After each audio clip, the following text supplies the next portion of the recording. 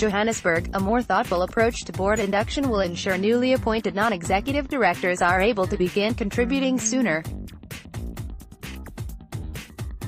With the spotlight on governance, a growing universe of stakeholders, analysts, employees, pensioners, communities, activists now holds directors responsible for company performance. In many cases, though, the process through which new directors are prepared for their role remains ad hoc. The better the induction process for new board members, the more rapidly they will become effective.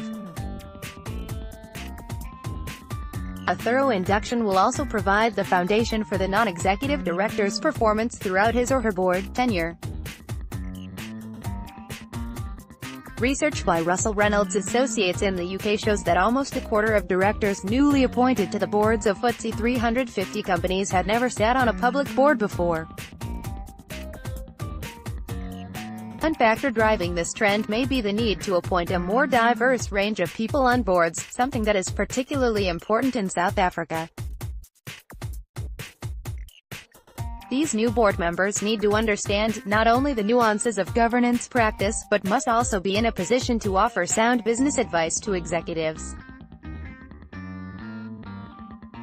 Leading the induction, the Companies Act stipulates that the company secretary should provide the directors of the company with guidance as to their duties, responsibilities and powers. The fourth report on corporate governance recommends that the governing body should ensure that incoming members are inducted to enable them to make the maximum contribution within the shortest time possible.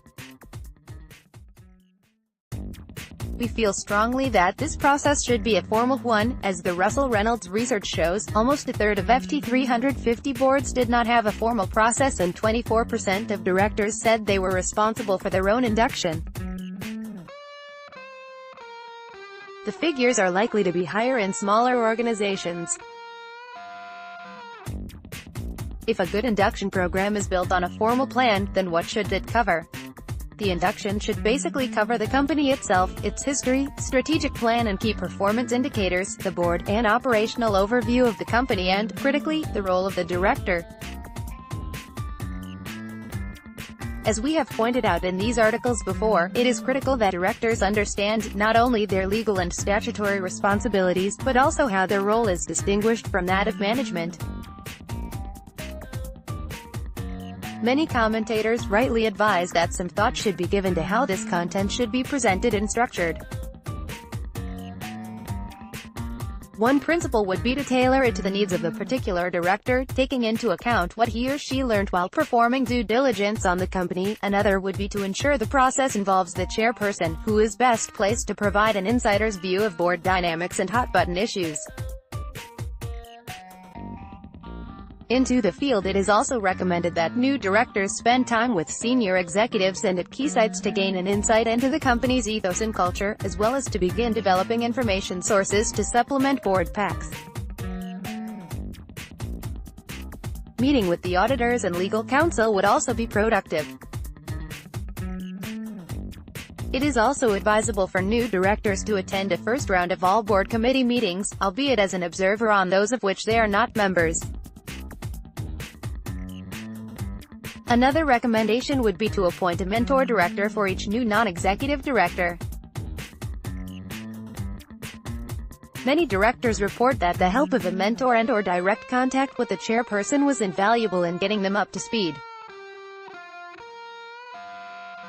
Dr. Priya du Plessis to conclude, we should stress that these principles should be used to devise a formal induction process that is flexible enough to cater for the needs and experience of individual directors, and which best prepares them for their role. It should thus be aligned with the culture of both the board and the company itself, and the issues they face. And, like all important processes, board induction should be regularly assessed and feedback used to drive continuous improvement. Non-executives have a key role to play in a company's success, and every care should be taken to provide them with an induction program that will underpin a valuable contribution, and thus act as the first step in a program of continuous professional development. Harmeen Addison and Dr. Priya Duplessis are Executive Director, Center for Corporate Governance and Chairperson of the Institute of Directors, IODSA, respectively. Inquiries via email protected. Better directors. Better boards. Better business. The views expressed here are not necessarily those of Independent Media Business Report.